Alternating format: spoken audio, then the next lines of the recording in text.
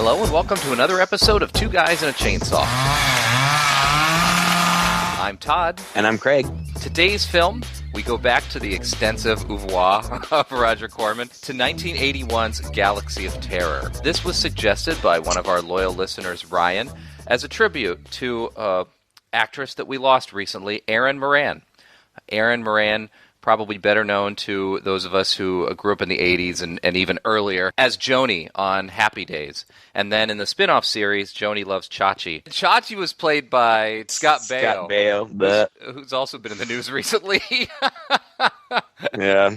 He was in the news for making a comment about her after she died, which was totally inaccurate. Not inaccurate about the fact that she had a drug problem, but that it actually led to her death, which unfortunately was caused by cancer, which was a bit of a surprise to everybody because she had been keeping it pretty quiet, and also I think it came on her pretty quickly. So one of those unfortunate things. But we got a chance to look back at one of her film roles here, directed by a guy named Bruce Clark, and also an earlier film. Actually, I think it's the second film that James Cameron worked on, at least the second film that he worked on for Roger Corman Studios. The first one of those being Battle Beyond the Stars, just a couple of years before this, or maybe even 1 year before this, where he was a set director, did some art design for it, and then he ended up working on this film, graduated up a little bit to second unit director. Second unit, for those of you who don't know, is basically another director that directs the less important scenes, oftentimes the scenes that just involve special effects or close-ups, things like that, that the primary director can't be bothered with.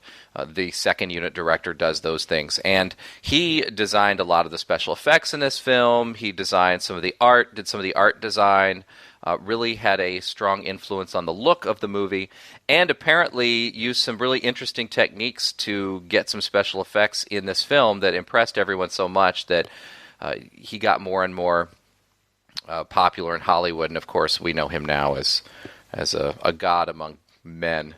Right. In the film world, right? And James Cameron, he directed Aliens, didn't he? He did. He wrote and directed it, yeah. There's definitely a major Aliens vibe going on in this movie. I mean, you can see where he probably took, I don't know, some influence from what he did on this movie and carried it over to Aliens, because the plots really aren't even all that dissimilar. No. And the look of it being in space and kind of the claustrophobic spaceship kind of look definitely is reminiscent of Aliens. And I liked that because Aliens is one of my favorite movies ever. I love that movie. Oh, yeah. And this movie owes a lot to Alien, which just came out a few years before it. I mean, it's totally an Alien-ripoff almost, this one. Yeah. It's almost like cross Alien with Star Wars, but definitely lean way more heavily in the Alien direction, and that's what this movie is. And you're right, like, even the set design from this almost entirely rips off of Alien and then completely informs Aliens. And I'm thinking especially about the ship, the idea behind it. You know, like Alien, when it came out, was pretty groundbreaking in that it showed us a different kind of space. Like Star Wars even showed us a different kind of space as well, right? It's this space that's kind of worn. It can be grimy at times. It's like a lived-in future, even though technically Star Wars doesn't take place in the future, right? But it showed a very lived-in kind of quality about it. You know, you have these droids that break down and are kind of cobbled together by different parts, and you know everything about the set design and the production design of Star Wars was kind of unique in that way. And then Alien also went in this direction of, instead of space being this pristine, clean, really nice and fresh new thing, we really followed a crew of, it's almost like an oil rig in space, right? Right. Industrial, yeah. Very industrial. And then instead of these Buck Rogers type characters, you swashbuckling heroes, you're basically with the blue-collar workers of space who are scouring for garbage and things like that. I don't remember, researchers, what were the guys in the original Aliens actually in the original Alien actually doing? In Aliens, you had like these Marines, like soldiers who were going in on this mission, this recovery mission. And that's exactly almost exactly what's going on in this movie. Yeah. Well, first of all, when the credits are coming up, it's just kind of this blue, dirty alien landscape. There's not any action going on, but we just kind of get a sense of outer space. And then it cuts to this old lady who I guess is some sort of like, I don't know, prophet or something. She says her name is Mitra, and she's the interpreter of the signs. And she's sitting there with this guy who is identified as the master. And he looks like a man, but you can't see his face because there's like this red aura all around his head. They get news that this planet has been found. And apparently this is something that they've been looking for a long time because the master's really pleased about it. And he says that he wants to send a crew, a rescue mission, because there had been a crew sent to this place and they had never heard back, and they finally were able to locate where they were or something like that. And so he wants to send a new crew for a recovery mission. And this prophet lady says, "You would do that? Such risk. It has been too long. I'm tired of waiting. Death will surround you. It is the only way. A terrible way. But sure. Yes, Master? Put together a Class 3 ship with the normal exploratory and defense equipment. You will command the rescue mission. I will personally select the crew." I mean, really, the basic premise is almost identical to Aliens. And then once they end up getting to this planet, then of course you've still got the same premise where, you know, they're confronted by this alien species or whatever, but it has a little bit different of a twist as well. It reminded me also a little bit of Event Horizon, where it's in space and people are having to kind of confront their fears and their nightmares and things. But you know, in this movie, it's a cheap movie. It's a B movie. It's a Roger Corman movie, and that's what he really was known for. But I was really kind of impressed. I mean, you could tell some of the things. Well, you could tell a lot of it was cheap. For example, I think the first time we're actually in the spaceship and we see the captain or somebody kind of, you know, hitting instruments on the wall, you know, it looks pretty obvious that this is like cardboard, like the whole wall kind of moves anytime she touches a button or something. And there are other places where if you're paying close attention, you can tell. For example, I read that the interior of the spaceship, the walls, was made up of McDonald's takeout boxes, like the old styrofoam burger boxes that the burgers used to come in. They're just open up and glued on the wall and painted over. And if you're looking, you can tell. I mean, it is obvious that that's what those are, but it looks pretty good. And yet, even another connection to Aliens, I read that Bill Paxton was a set dresser on this movie, working under James Cameron. And of course, then they went on to do Aliens together. So lots of connections, even though this one came first. And really, as cheap as the movie was, it was made on a $700,000 budget, according to Corman. As cheap as it was, it looks pretty good. It's really not bad. Even when you can tell that these actors are probably standing in front of a matte painting or maybe even a green screen, it looks good. You know, it's interesting visuals. It's fun to look at. Yeah, I agree with you. And I think if it feels cheap at all, it kind of feels cheap in the filming. Like the cinematography feels a little cheap. But and some of the acting and writing. Well, yeah, you know, all the other stuff. Yeah. That's some of the acting, but some of the acting is actually quite good. Like, oh, yeah. You got, you know, Erin Moran, may she rest in peace. You know, I wasn't, we like to do this. We like to do tributes to the stars that we've lost. I think, you know, they deserve a little bit of credit in their passing. Erin Moran, you know, she's just one of those actresses who was such a part of such an iconic piece of television history that she's just in my consciousness. I know who she is. This movie came out while Happy Days was still running. It was before Joni and Chachi, and she's really kind of at her prime. She's beautiful. She looks fantastic. Is her acting superb? No, probably not. You know, she worked with the writing that she was given, which was not anything spectacular, but you know, it's definitely a passable performance, and she's nice to watch. You know, she's pretty, she's likable, and you appreciate her. There are lots of faces in this movie that you're going to recognize. There's a character named Core, played by Ray Walston, who I was trying so hard to recognize. I knew I had seen him in a bunch of stuff. I guess he's most famous for My Favorite Martian. He was maybe the main guy on that show. What I recognized him from was he played Candy in the John Malkovich version of Mice and Men, and I teach that book, and I've shown that movie a million times. But he's quite a good actor.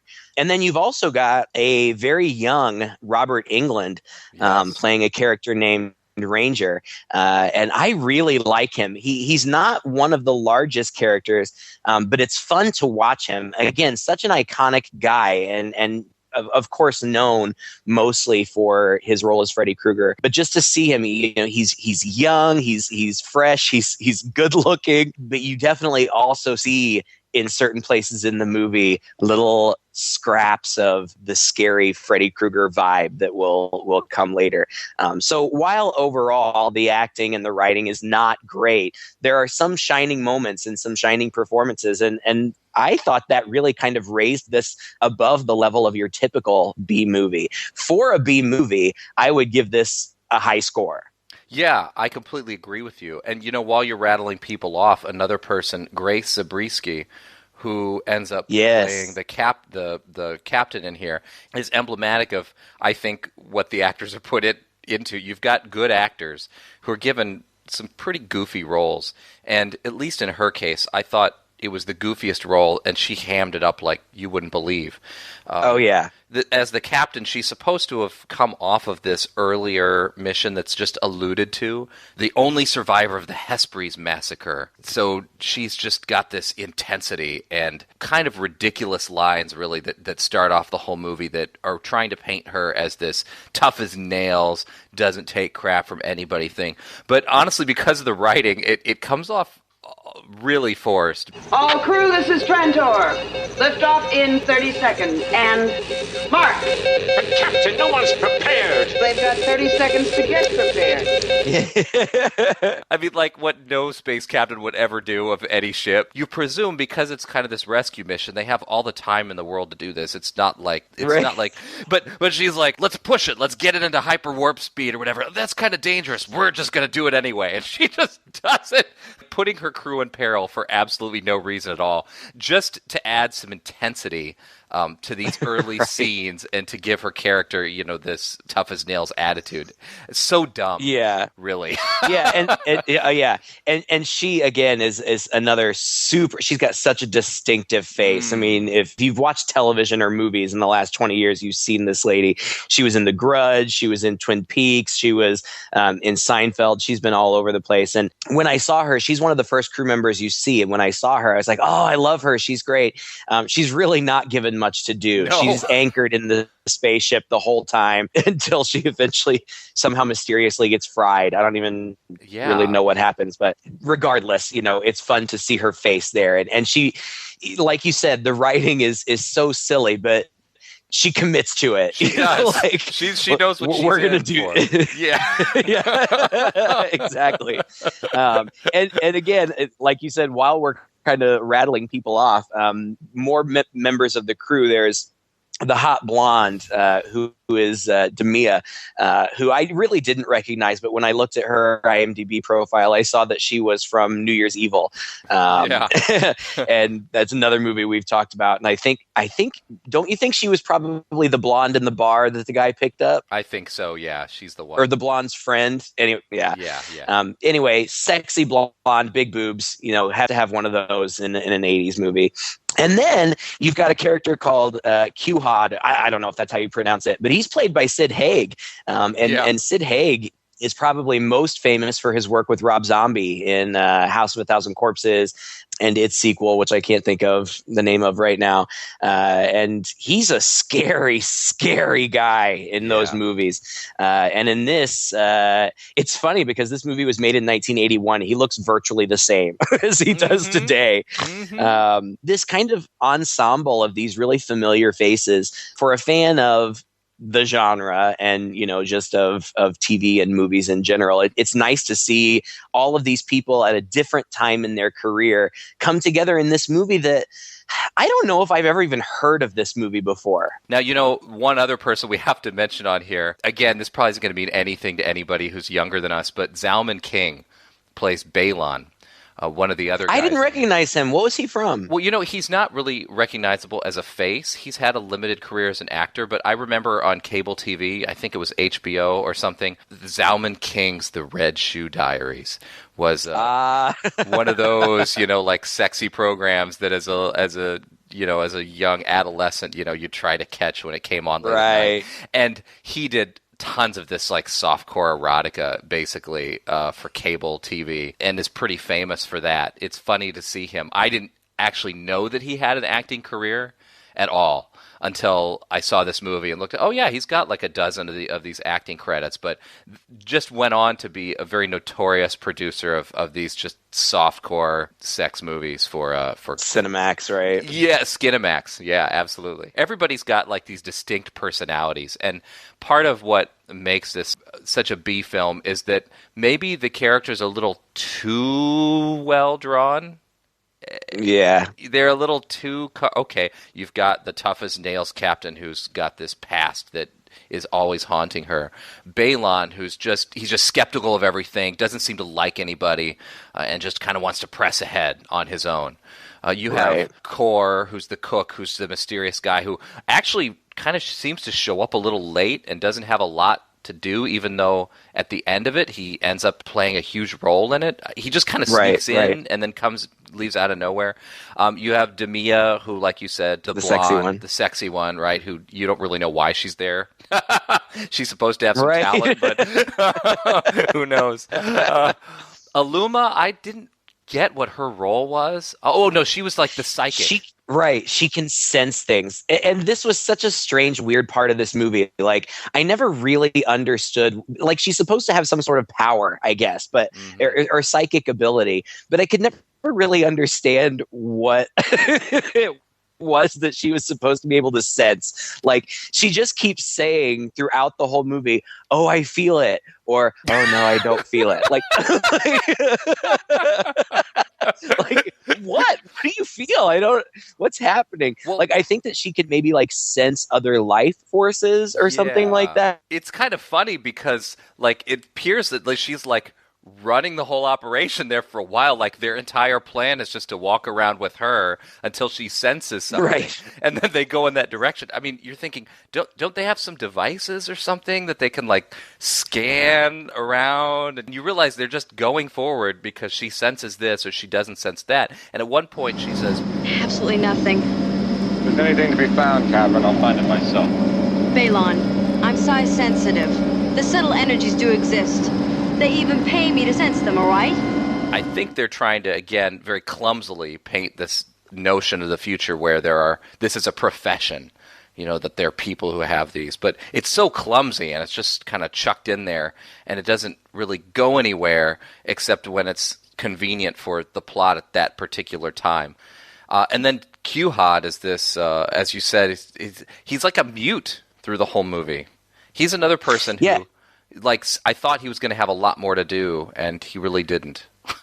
Well, I read that initially in the script, he, was just another crew member, much like the rest of them. But Sid Haig thought that his dialogue was super corny, which I'm sure it's true because the rest of it all is. But so he asked the director if he could play it more like a mute, and the director went along with it. And so he only has one line in the whole movie. He's this, we don't know anything about any of them. We don't know anything about their backstories except for the captain who was in some kind of failed mission or whatever. But Q-Hod's thing is that he has these like crystal ninja stars that he uses as weapons. And his only line in the whole movie is at some point he uses his stars to like prevent a door from opening, and they end up getting shattered, and somebody else, I think it's Balon, tries to give him a gun, and Q-Hod just says, "I live and I die by the crystals." That's the only line he has in the whole movie. But oh my gosh! And he says it with all the gusto that you can muster for that line, though. He sure does. He sure does. He's got such a distinct look about him. I think he played. Is it Captain Howdy? He played in House of Thousand Corpses, and the other one. He's just got this really gruff look about him, and he's fun to see in this. Then there's also Cabron, who ends up kind of being the hero of the movie, and he and Aluma have some sort of romantic bond, and he's played by Edward Albert, who I guess did some work in the Power Rangers franchise. I recognized him because he was in a movie called Butterflies Are Free with Goldie Hawn, which was based on a play that I was in once, and I played the same role that he did, so I recognized him from that. But it's actually almost kind of too big of an ensemble. Yeah. At least that's what I was thinking in the beginning, especially since they all have these really weird names. It's kind of hard to keep track of who is who. But what they do is they end up kind of setting up interesting ways to kill each of them off. And each of those was, in fact, quite interesting. And I enjoyed watching all of them. So I'm glad that they did have this kind of large group of people to play with. We better get to the plot. Otherwise we're going to run out of time. So like you said, they have to go to this planet. I think it's like planet Organthus or something. And like you said, Captain Trantor hyper speeds it there, and everybody kind of, things are shaking and falling off cabinets, and the people are like shaking in their seats and things. But they get there, and like they literally get there in about 30 seconds. Right. Which I thought was so funny. Like, okay, we got to go. We're here. Oh, you know what? My favorite part of the sequence is that apparently flying this ship involves just basically flipping a bunch of switches. Yeah. There's no flying really going on. It's just flip these switches, flip this switch, flip it. Well, and everything is so low tech. You've got like a computer screen with just an image of the spaceship on it, and like the spaceship will like tilt to the right a little bit, and then it'll straighten itself out, and then tilt to the left a little bit. But they get there, and they go to investigate, I guess, this outpost where these other people were.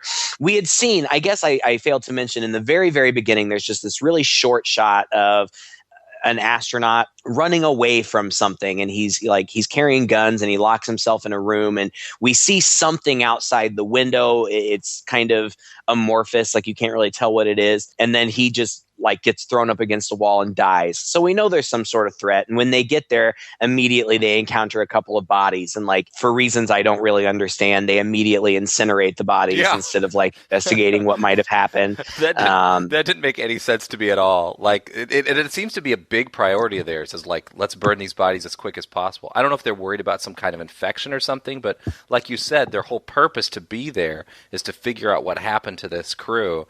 So the fact that they just incinerate them the minute they come across them doesn't make a lot of sense. No, it doesn't. But they find at least two that they incinerate right away, and then they're all kind of walking around. And another thing that I thought was hilarious about this movie was that immediately, anytime they get somewhere, they split up.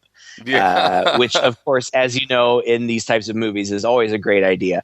Koss, who I don't think we've mentioned yet, we've said they've all have just kind of these silly character tags. Koss is the jumpy one.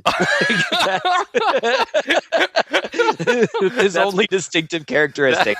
He's the jumpy one. So he's looking around, and he's by himself, and he sees like this kind of cockroach beetle kind of alien, and he runs away from it terrified, and he's so terrified that he can't even speak and doesn't even tell the other people. But they see that he's terrified, and so they all walk off and leave him behind. And he's then attacked and killed by this insect-like alien. And then we jump back into the spaceship where everybody is regrouped. Aluma says something like, "I sensed a life force around Koss, but then when he died, it was gone." Like, how did you even know he died? Like, did somebody turn around and go back? Oh, darn it. They don't seem very broken up at Koss. I was kind of happy that Koss went too. I mean, first of all, you knew he was going to be the first guy. Second thing, he was so jumpy. It's sweating all the time. He was just super annoying. It was pretty funny, I thought. It was hilarious. And when they're back there, Trantor, I mean, she drops all these lines about how it was just like this on Hesperus or whatever. That's how it was on Hesperus. First you don't see anything, then they're everywhere. And like I kept thinking that there would be some connection between this mission and the Hesperus mission, but really it doesn't seem like there is. No. She just keeps making connections that aren't there. Yeah. But then they get on their super high-tech computer and they do like this scan of the landscape. And when they get to area 419, I don't know what that means. Like the camera goes off, like there's too much energy there or something. And so they know that that's where they have to go check things out. And so most of them go. I think some of them stay behind. I don't remember who stays behind. The captain stays behind, and Ranger and Core stay behind. But I think the rest of them go. And they go and they find this alien pyramid, which again is probably one of these matte paintings, or maybe it's a set that they did with miniatures. I'm not sure. But it looks really cool. It does. When they find this pyramid. And then of course, they have to go explore that. So split up, of course, and go explore the pyramid. But it's fun. It was a cool set piece. They're really lucky because the minute they land on the planet, they do an analysis of the atmosphere, and they're like, well, it's pretty crappy out there, but at least you'll be able to breathe. So they don't have to wear like spacesuits or anything, which I'm sure saves a lot of money. But they do wear these like giant packs on their back, and as far as I could tell, the only function of these packs was to be like giant, heavy, cumbersome flashlights. There was there was nothing else that was like in them or that they could do, except they had these two lights kind of by either side of their head that shone forward, which from a production perspective is very convenient for lighting the scene and lighting the faces, and actually has a really neat effect. And again, you can totally see that in the design for Aliens going forward. The planet, as they're out walking around it, looks very similar. Even like coming across a big structure like this looks very similar. And again, the design of their packs and things, except in Alien, they were more like spacesuits, and they had a little more function to them than they do here. Right. But and I love when they're climbing. So they end up like literally having to climb this pyramid to get in and find an entrance. And the whole time they're climbing up, the second in command, Commander Ilvar, suddenly getting super emotional. Like, like what? You know what I mean? He stops. He's like, I'm getting old. I'm tired. I'm tired of giving orders, and I must prefer home. You're not old, Commander. No, when I'm looking at you, I'm not. I'm so old. Why am I here? And then, it's goofy. They finally get to this opening, and they look over it, and he starts reciting poetry. I'm like, some weird thing about demons, and like I started to write it down, and then I'm like, no, this is too weird. I'll just let Todd play the clip. Doubt his brother demon to despair. The demon's tail doubt withers those who dare not dare. Anyway, so they drop him. He decides to go down in. He's going to be the first one to kind of rappel down into this opening, and they're not even sure how big it is or how deep it is or what happens. So they lower him down in there, and these tentacle things kind of come out from the wall, and they grab onto him. They're almost like leechy, I guess, in the ends to them, like they can stick to him, and it looks like they're starting to suck something. And at first, he kind of cuts them away, but in the end, they overtake him, and he's dead. Well, and there's kind of an important, I don't know, it feels almost like a throwaway line in the moment, but Cabron goes down to see what happened, and of course, the guy's gone, but Demia says, there was nothing but these wormholes. I hate worms. And then later, Luma mentions something about hating tight spaces. And that becomes an important plot point, because what we come to find out later is that all of these aliens and monsters that they face are just manifestations of their fears, which I think is actually a really interesting concept. Not that it's not been done before, it's been done a million times, but in this kind of space alien environment, I thought that was interesting. You do have to be paying attention to pick up on that, though, because I have to say, like, it wasn't until I read a synopsis of the film that I realized that was what was happening. towards the end, I think that it's Ranger who figures it out. And then, spoiler alert, not like we won't get there anyway, but actually it is kind of a spoiler because it really surprises me. Eventually Aluma dies, and I didn't think that that was going to happen. I thought that she and Cabron were going to be the sole survivors. Yeah. But when Cabron finds her, it all kind of happens concurrently. Ranger figures it out, and then he finds Cabron, and Cabron has just found Aluma. Ranger says something like, "It was my own fear that attacked me, brought to life somehow by this place." I knew that when I saw Aluma. So they do make mention of it. And I think he even says something like, "There are no nightmares here or no monsters here except for the ones we make in our minds," or something like true. that. I remember that now. And it's not entirely clear because, it seems like if they figure that out, then they are able to escape their fears, and their fears can't harm them. But if they don't figure it out, then they truly are in danger, because most of them get killed by the thing that they fear. So I don't know. It's a little clunky, but as a concept, I thought that it was clever. Yeah, it's a cool concept, and it is clunky. And I think what I would have preferred was to realize this in advance. I think it would have helped my enjoyment of the film, that if I knew this more in advance, as opposed to it being kind of a reveal toward the end, I think I just would have enjoyed it more. Because as it plays out for so much of the film, it just seems like so many random, crazy things are happening to these people that there's not a coherence to it. Right. And it's not like there needs to be. I mean, it's an alien planet. There could be all kinds of life forms and all kinds of dangers here. But again, you get this sense it's being set up that there is a singular threat here. And so to see it manifest itself in all these different ways without much of an explanation, it to me just seemed like so much of B-movie hodgepodge, thrown together. Right. Well, like, this would be a cool monster to have. This would be a neat scene for them to have to deal with. And it wasn't until afterwards that I realized, hey, this movie was actually a little more clever, than it felt for most of it.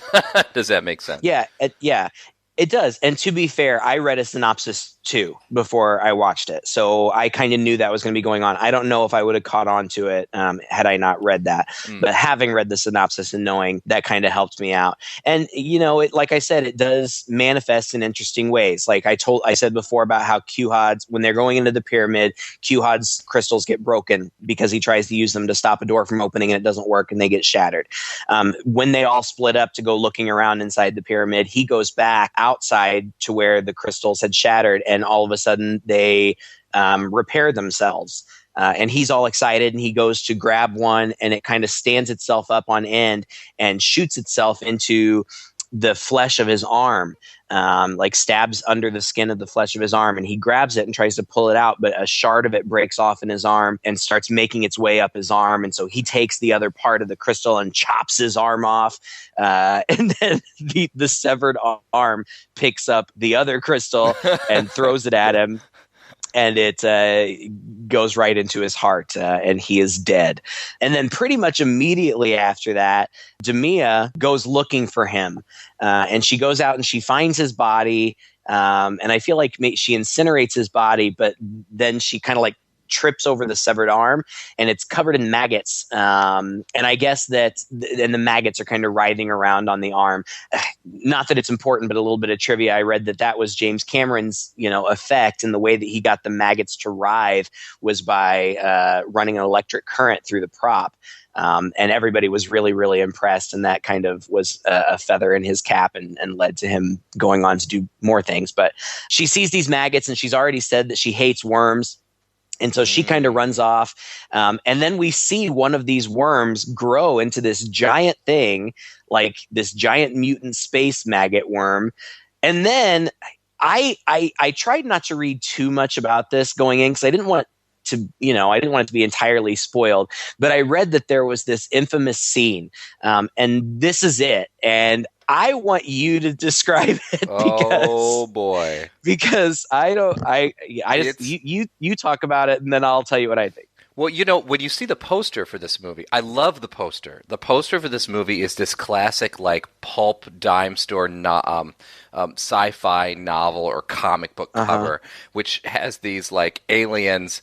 It's like an alien landscape, and it's got these evil-looking aliens, and they have a woman, whose shirt is half ripped, her clothes are half ripped off, kind of backed up against a stone.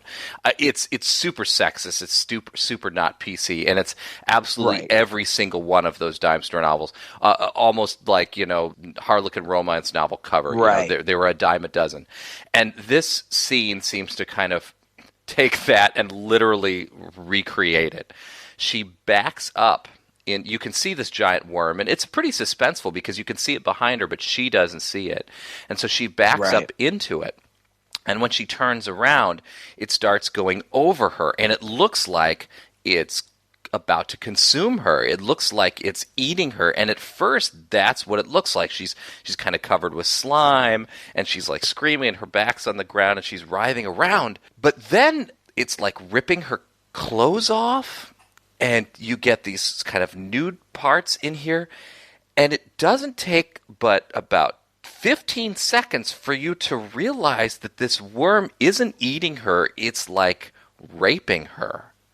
Mm-hmm. It's shot in this way, it's like shots of her, and at first she's screaming and she's yelling, and then you get this sense that there's a little bit of the pleasure in her face, and then there shots of the worm over her, and it's got these awkward like tentacle hand arm things that are kind of moving back and forth, and then there's this unmistakable bit towards the very end where there's this very definite like a second and a half of like thrusting going on over her bare legs, and I was like, oh man, I didn't read about this before I went in, and I saw this and I thought, this is unusual. This is not something you see outside of like a Japanese tentacle rape anime or something like that. Right.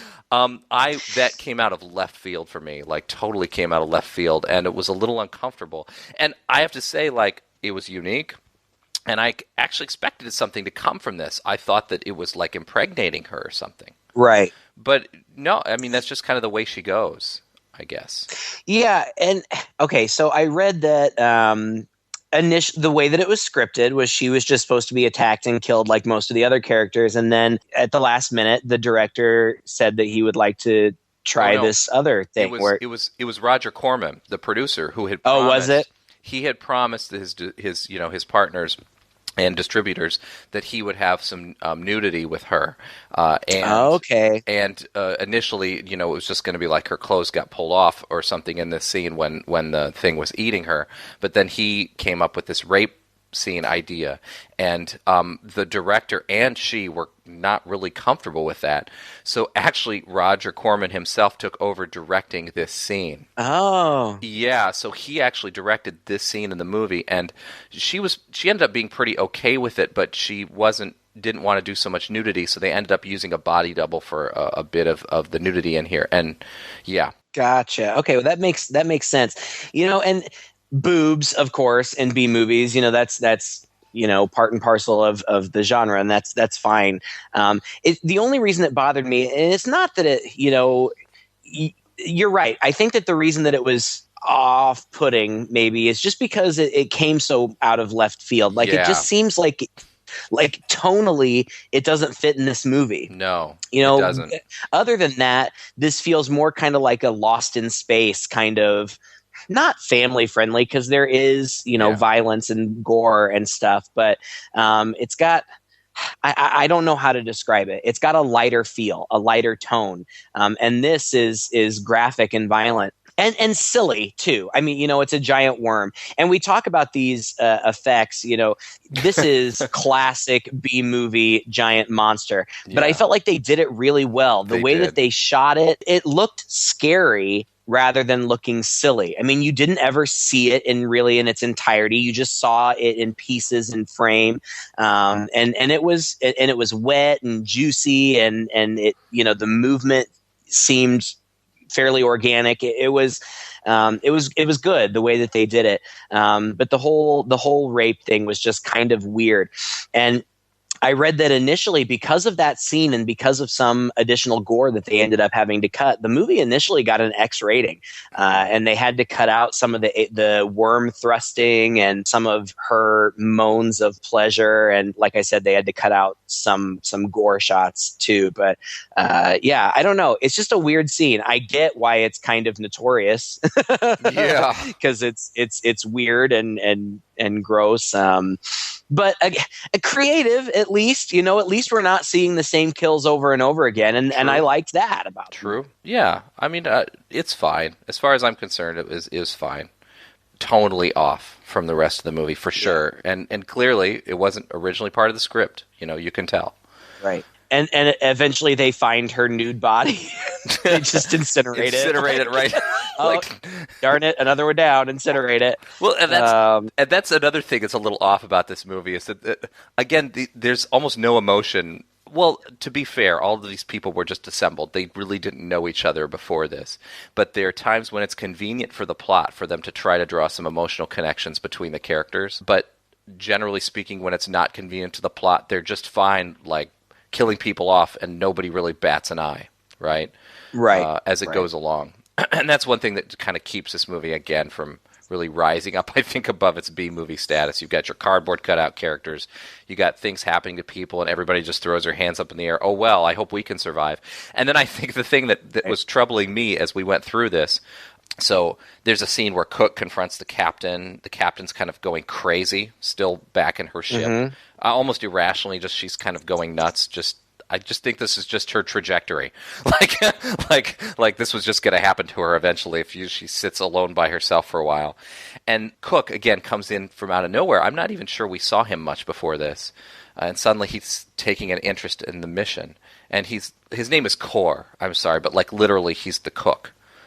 Yeah, right. And the captain runs out and just sort of dies in the airlock. That was kind of clunky and kind of weird. Anyway, they all end up coming back from the pyramid again. It's like they keep making these little expeditions out, and they keep coming back. Right, for 5 minutes. Yeah, right. Like, somebody died. Let's go back to the ship to talk about things for 5 minutes. We'll come back. Exactly. Cook asks to join again, and then what comes is one of my favorite lines. They go back in, and I don't know, do they find a different entrance every time? Because it always looks just a little different when they come in. Right? I don't think so. I think it's actually the same one, because Cook comes out and says, it appears to still be open.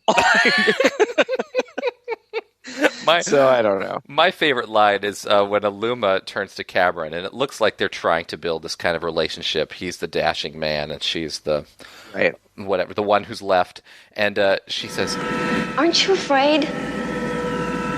Too scared to be. I almost thought that I misheard that. I had to remind it myself. Wait, I don't get it. It is a good line, though. It's funny. Yeah, it's great.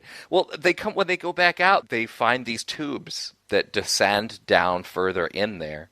And so naturally, they decide, well, I guess we need to go into these tubes. Even though Aluma is afraid of tight spaces, they just recklessly start throwing themselves down these tubes. Like, the whole movie, the thing that... And this is what I'm getting to. The thing that bothered me the most about this movie is these guys really, they have no goal. They're just continually going into this pyramid to confront whatever, but we're kind of long past this notion that they're going to find more crew members or that they're ever going to figure out what's happened to this crew. They're just exploring this thing to their inevitable demise, And getting picked off one by one, and it's hilarious. There's even, at some point, I think it's Aluma says something like, they're acting like snipers, picking us off one by one. Yeah. And I was like, duh, you guys keep splitting off from one another and going off by yourselves. Obviously, they're going to pick you off one by one.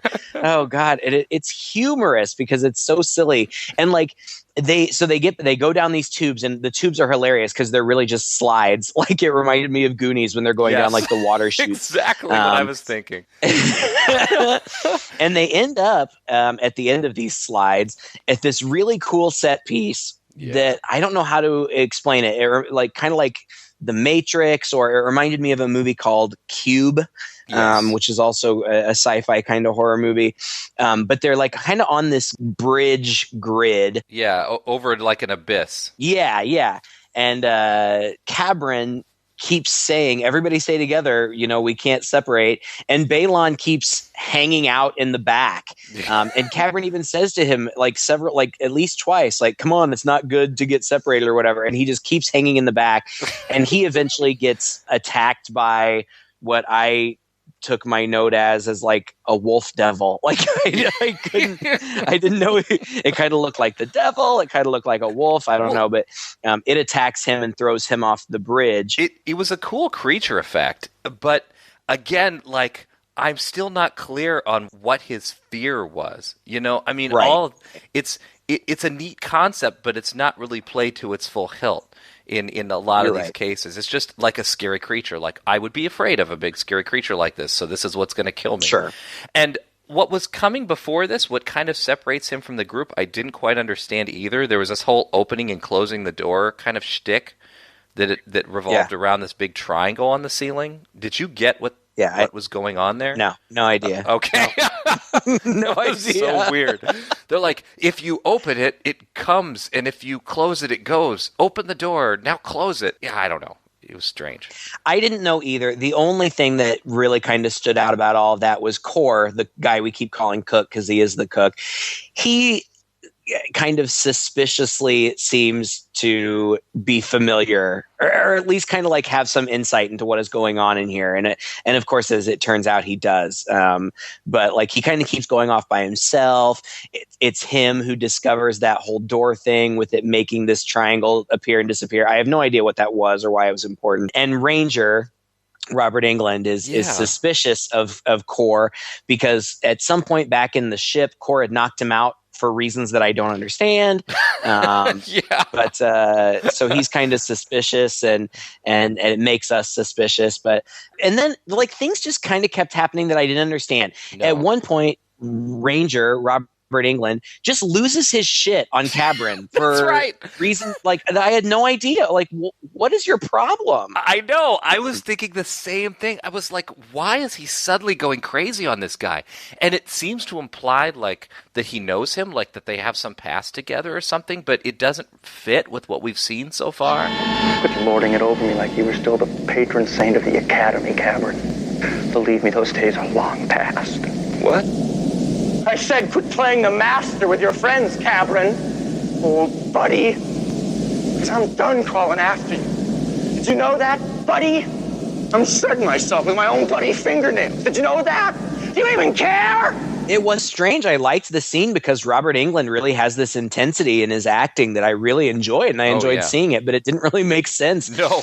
I guess, they just kind of calm him down. And then these triangles, these lit up triangles appear, and Aluma walks through one and it closes off behind her. And then Cabron, it seems like he's walking through the same one, but I think so. He ends up somewhere else. It's like transporting them to different places, I think. Yeah. And then I think so too. And then once they're all transported to these different places, they're like kind of locked in there. And it's almost kind of like a beehive kind of thing where they can, there's these panels, these like kind of transparent panels that they can see each other through, but they can't hear each other through and they can't get through them. It's like a funhouse mirror maze kind of thing where some of it's glass and some of it's mirrors. And you're right. And like they're all just transported to different parts of it. And then Ranger, somebody grabs him from behind and he turns around and it's him, Robert Englund, playing both of these parts. And like there's good Ranger and bad Ranger. And this is where I was like, oh man, I can so see Freddy Krueger coming up out of here. Cause he's got this really, he's so good at it. He is. I'm envious of his talent because he's so good at this menacing, scary look. And so good Ranger and bad Ranger fight for a while, and good Ranger shoots bad Ranger several times, and like bad Ranger is actually like Terminator Ranger, like he's like a robot or something. And because of that, Ranger figures out like, oh, it's our own fears. So I guess Ranger's fear was himself facing a Terminator version of himself. Yeah. Weird. I don't know. Aluma is off by herself, and again, like I said, I did not expect her to die at all. I thought for sure that she would be the nice, pretty girl who would make it through the whole thing. But no, she crawls into some kind of tight space, and she ends up like wires or hoses or something shoot out of the walls and wrap her up and like totally crush and destroy her, and she's dead. I kept thinking that Cabron would show up and save her because he's like right behind her, but he's too late, and she's totally dead, and that totally threw me for a loop because I thought that romantic pairing would be the last ones. Yeah, and also this one was a little tonally off from the rest of them as well. I mean, it's a gory kind of movie, but in general, the kills up until this point weren't super explicit, and this one was really gross. I mean, these tentacle things are wrapped around her, and actually, at first, I thought we were in for another tentacle rape scene. I was too. I was getting shades of The Evil Dead too, where they were, they were wrapping around her legs and stuff. But then it's just they crush her, and it is absolutely explicit in the crushing of her face and the crushing of her arms and her legs. It's pretty gross. Again. And you can hear the bone snapping. It's gross. Oh yeah, I mean, hats off to the special effects in this. But again, I was not expecting that level of detail coming up. Yeah, me either. And I think that's another scene that they had to cut. And even with it being cut, it's still pretty graphic, especially for this type of movie. And then, so then Ranger and Cabron meet back up, and they have this little conference about, well, it's just our fears. There's nothing to fear but fear itself, apparently. But then they're in this huge room, which again reminded me of Alien or Prometheus, or like where they find the engineer's room or whatever. And it's this huge room, and like there's this big, it looks like a staircase, but I don't think that there are any stairs there. And Core appears at the top.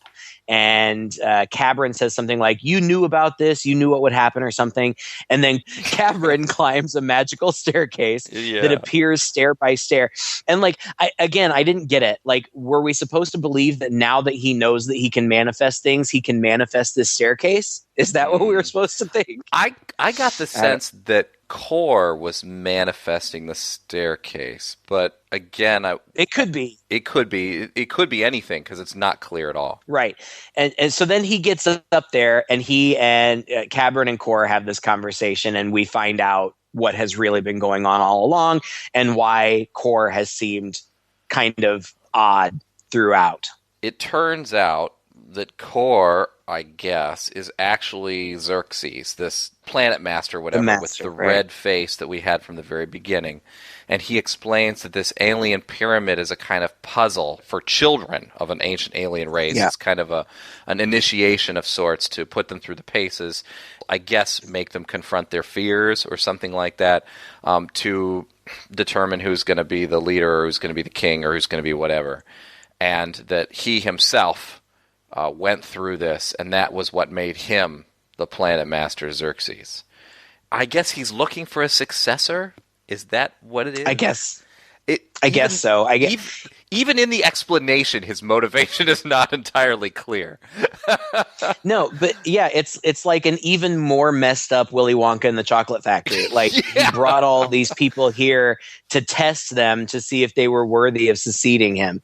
And the only one, and again, plot-wise, it doesn't make any sense because we never see Ranger again. Ranger doesn't die. He doesn't go anywhere, but Cabron is established as the last survivor.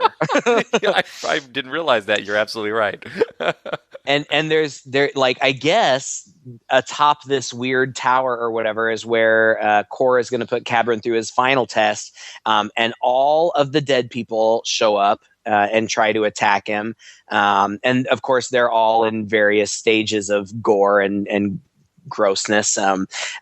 Like he doesn't even really fight them back. No. Like it's all of them except Aluma, and they kind of like all come around him and are like down, like he's on the ground and they're leaning over him acting weird, and then they just disappear. Yeah. And he wakes up and Illuma is kneeling over him and talking to him. And he kind of stands up and she comes like she's going to kiss him, but then she grabs him and she starts throttling him and he pushes her away and he vaporizes her or whatever. And then all of the monsters that we've seen kill anybody else show up and he fights them off. His main weapon is a series of backflips. It seems like he just he backflips himself out of everything. That's all he needed to do. And I wish he had told everybody else they could have done the same thing, because they would have all been able to defeat these monsters by backflipping away from them dramatically. And then he finally he defeats all of them, I guess, and he ends up again just face to face with Core and again, like, there's no explanation for these things. Like, they're just standing there. Cabron and Core are just standing there. All of a sudden, these white orbs of light come out of Cabron's abdomen, shoot into Core. Core's red glowiness goes away. And then Core is like, now you're the master. And Cabron's like, well, I'll never do what you did. And Core's like, you already have, because you're the master now. And then Core dies, and then Cabron's head glows red. It cuts to the exterior of the pyramid, and the credits roll. Yeah. It's like what? What just happened? Where is Ranger? Like, how are they going to get home? Like, it's so weird. But I didn't even care. Like, the whole movie had been kind of weird, but also surprisingly entertaining. And so when it was over, I was like, okay, that was fun. I think it's the kind of movie that when it's done, you look back on and go, yeah, that was kind of fun. Because it subverts your expectations in a bad way all the way through the movie. Sometimes when we say, oh, it's subverted by expectations, it means that, oh, it took something I expected and put a cool twist on it. In this case, I was expecting it to go somewhere. And it never did. This is not a movie I think you want to watch late at night when you're tired. And I remember this happening to me too before. The problem with it is there's really no sense of urgency or motivation propelling these guys through. You get the sense that the film is trying to set up this mysterious mythology. From the very beginning with Xerxes, this planet master with this red face, who is kind of set up in a Darth Vader-y kind of vibe or something. You're not quite sure because this commander comes across the screen. He's calling him Lord, and he's the one who's going to assemble this group. And he seems a little sinister from the beginning, but he's also meeting this psychic woman, Oracle or whatever, in what looks like an apartment, and so it doesn't really quite click or gel. How significant is this guy? They're calling him this Lord, but I'm not really getting it because it's never set up properly. And so the sense of urgency to lead them through the task that they have to do was never quite clear on me. And then the climax of the movie where he's facing this Lord and he's going to be the next one, again, I really didn't know what that meant. I mean, what does that mean? Does he go back to the apartment with the Oracle and hang out for a little while? It didn't feel as significant to me as I suppose it was supposed to, because nothing was developed before this. For me, watching it, it gets kind of boring. I mean, it's not boring in the sense that cool things don't happen, but it's kind of boring in the sense that I'm really not sure why they're continuing to make the choices they make and why this mission is so important. Why at some point they're just not throwing their hands up in the air and turning around and walking away. Right. I felt that way at some point too, but then there came a point where I was like, okay, they don't care, so I don't care. You know, like let's just go with it and see who gets killed next and how. And I was okay with that. The way that it subverted my expectations was I expected it to be really bad. It's got all of the necessary ingredients for a bad movie. You know, it in a way, it kind of reminds me, you know how you go on a ride at like Universal Studios and it's one of those rides where it's mostly like actors are like, okay, we're on a mission and now we have to do this and come along with us. And then you go on part of the ride and then there's more actor scenes and stuff. It reminded me of that to some extent. But I was actually surprised by how much I enjoyed it. It was fun to watch, and there were some the effects were good. They were fantastic. And even though it was made on the cheap, like, I really liked looking at this scenery. It was really neat to look at, and I wasn't bored. I mean, it's a short movie. It's only like an hour and 20 minutes. And there were parts, especially I would say, maybe towards the end of the first half hour where it kind of started to drag just a tiny bit. But it got back into the action, and I liked it. I could see me watching this again. If I flipped by it late night on TV and it was on, I might sit and watch it again. It was fun to watch. Yeah, I agree. The effects are great, even though the story doesn't make a lot of sense, even though it's really kind of hard to follow. You go with it because it doesn't feel like a cheap film in many ways. Right. It's ambitious, and I think for the type of movie it is and for the budget that it had, it's a success in many ways, much more so. You and I have watched a couple Corman movies, and I've seen a couple others, and I've seen others in that same vein. And you're right; sometimes they look really cheap, and this one doesn't. I liked it; it was fun. Yeah. Well, thank you again for listening to another episode. If you enjoyed this one, please share it with a friend. You can find us on iTunes, Google Play, Stitcher, anywhere your favorite podcasts are sold. Also, you can find us on Facebook. Like us there, leave a comment, let us know what you thought of this film. Thanks again to Ryan, who left us a comment there and pointed us towards this film as a tribute to Aaron Moran. Thanks, Ryan. Until next time, I'm Todd. And I'm Craig. With Two Guys and a Chainsaw.